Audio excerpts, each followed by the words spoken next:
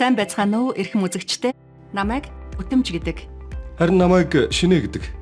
Бид хоёр Монголын бүтээмжийн төвийн дэргэдэх баталгаажсан байгууллагын баталгаажсан бүтээмжийн мэргэжилтнүүд байна. Өнөөдөр та бүхэндээ би хэрхэн баталгаажсан бүтээмжийн мэргэжилтэн болсон талаар танилцуулах болно. Бүтэмжээ чи бидэнд баталгаажуулалтын байгууллагын талаар ойлголтыг хэлж өгөөч. Тэгэлгүй яахав?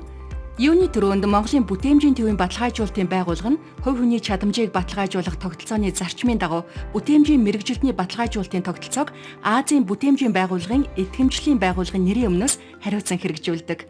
Монголын бүтээмжийн төвийн баталгаажуулалтын байгууллага нь Азийн бүтээмжийн байгууллагын идэвхжлийн байгууллагын төлөөлж ажилладаг. ISO 17024/2012 олон улсын стандартыг дагаж мөрддөг. Бүтээмжийн мэргэжилтний чадамжийн баталгаажуулалтын чиглэлээр тэргүүлэгч үндэсний байгууллагын хувьд ялгарх давуу талыг нэмэгдүүлдэг. Олон улсын түвшинд бүтээмжийн мэргэжилтний баталгаажуулах тогтолцооны 3 түвшин байдаг.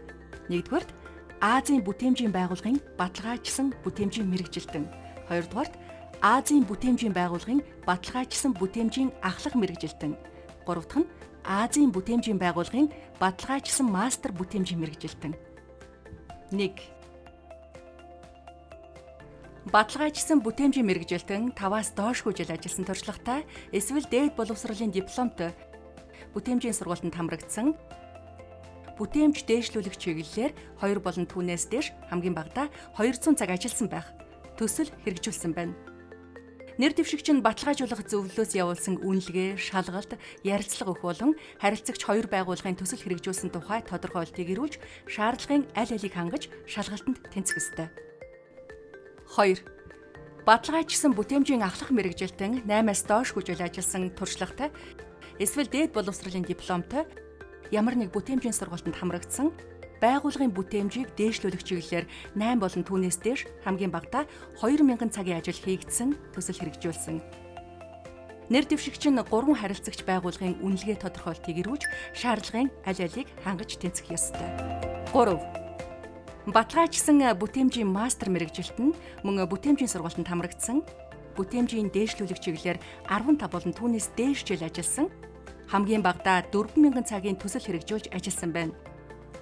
Түүнээс гадна нэр дэвшигч нь 5 харилцагч байгууллагын үнэлгээ тодорхойлтыг ирүүлж, шаардлагын аль алийг хангаж тэнцэх ёстой.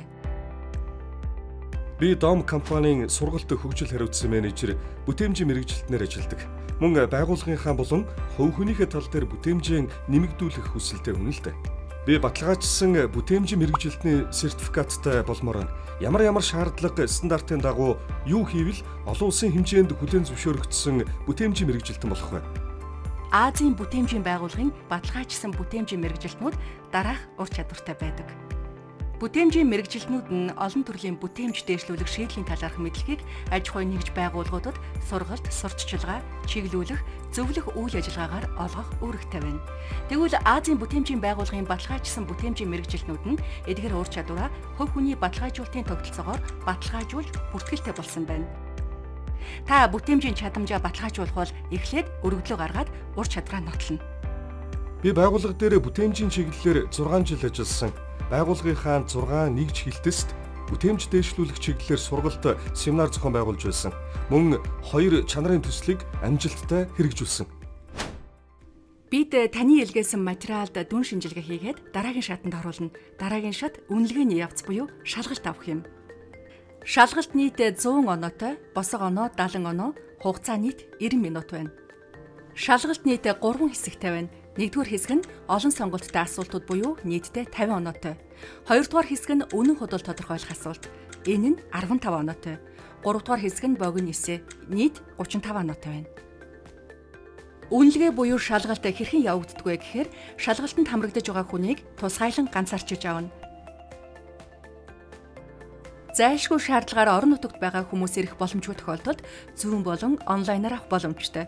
Хүндлэнгийн ажиглагч хажууд нь хянана, шалгалт эхлэхээс дуусах хүртэл камер болон микрофон асаалттай байлгана. Бичгийн шалгалтандаа тэнцсэн бол сүүлийн шат буюу ярилцлагын шат руу орно. Монголын бүтээмжийн төвийн баталгаажуулалтын байгууллагын үнэлгээч маань шалгалтандаа тэнцсэн хүмүүсээс тусгайлан уулзаж ярилцлага хийнэ. Энэхүү ярилцлаганд тэнцэн тохиолдолд Монголын бүтээмжийн төвийн баталгаажуулалтын байгууллагын баталгаажсан бүтээмжийн мэргэжилтний гэрчлэгийг гартуулан өгнө. Би 3 жилийн хугацаатай баталгаажуулалтын гэрчлэгийг авлаа. Тэгвэл гэрчлэгийг дахин авах юм уу сонгох бол би юу хийх ёстой вэ?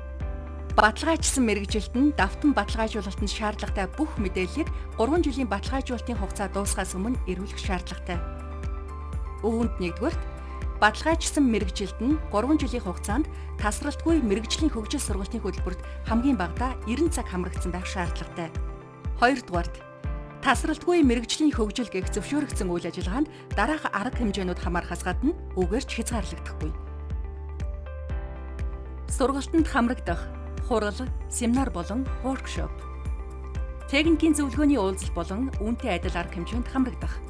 Танхимын сургалт, симпозиум, эсвэл ижил төстэй арга хэмжээнд илтгэл тавих. Тогтсон хөтөлбөрт хичээл заах.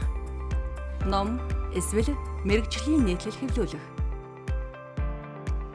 Түүнчлэн үнэлгээний явц буюу дахин шалгалт авахгүйгээр ялгаатай байгаа.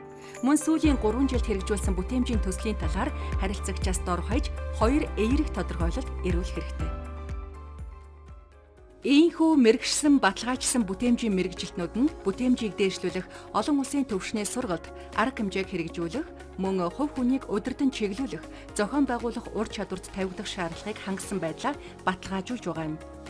Байгууллага салбарын түвшинд бүтээмжийн төсөл хөтөлбөр хэрэгжүүлэх, сургалт семинар зохион байгуулах өндөр чадамжтай болохоос гадна та Азийн бүтээмжийн байгууллагаар итгэмжлэгдсэн баталгаажуулалтын байгууллагаар баталгаажуулагдлаа гэсэн үг юм. Энэ бүх амжилт бүтээмжийн туршлага мэдлэгээ олон улсад хүлээн зөвшөөрүүлж, сурсан мэдлэгээ бусадтай хуваалцаж байдаг ажилдаа би дуртай. Та бүхэндээ үргэлж өөдрөг бүтээмжтэй байхыг хүсье. Анхаарал үзсэн танд баярлалаа. Анхаарал үзсэн танд баярлалаа.